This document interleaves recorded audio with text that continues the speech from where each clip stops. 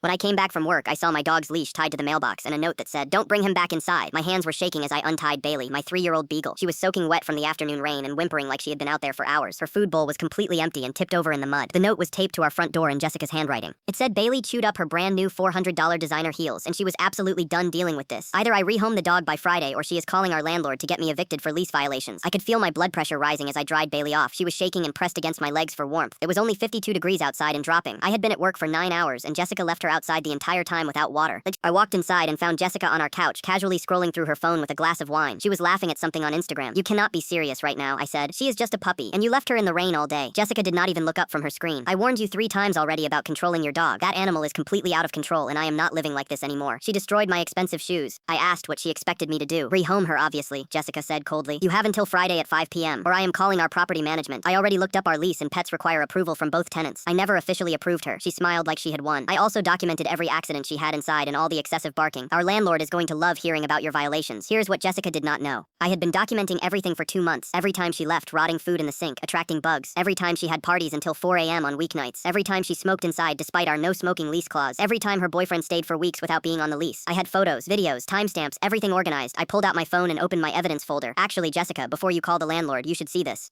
I played a video of her smoking a joint in our living room with her boyfriend. The timestamp showed last Tuesday at 11 p.m. Her face went completely white. She set down her wine glass with a shaking hand. "Where did you get that?" "I have 47 videos just like it, plus 30 photos of lease violations since March. Our landlord is pretty strict about the no smoking policy. I heard evictions really mess up your rental history for years. Makes it impossible to rent anywhere decent." I showed her another video of her boyfriend moving in furniture 6 weeks ago. "Here is your unauthorized occupant." Another violation. I kept scrolling. "Here are photos of black mold in the bathroom because you never use the fan." "Here is video of your party where someone broke our lamp and you blamed Bailey." Jessica stared in stunned silence, hands trembling. "My favorite," I continued. "I have a recording of you telling your friend on speaker that you were forcing me out so your boyfriend could take over my rent." She opened her mouth but nothing came out. "So here is what happens," I said. "Bailey stays, you stop these threats, or I send this folder to our landlord tonight and we see who gets evicted first. I am guessing it will not be me and my registered emotional support animal." "Wait, what?" Jessica said. "Support animal." I pulled out Bailey's certification papers. She is registered and has been for 8 months, which means she is legally protected under fair housing laws and you cannot force me to remove her. Jessica's face went from white to red. "You are bluffing. Try me. I have our landlord's email pulled up. All I do is hit send." She stared at me, then grabbed her phone and stormed to her bedroom, slamming the door. Jessica avoided me for 3 weeks, spending nights at her boyfriend's place. Then one morning I got a text. "I am moving out end of month. My boyfriend and I found a place." She moved out 2 weeks early without saying goodbye. Bailey is currently napping in Jessica's old room, which I converted to a home office.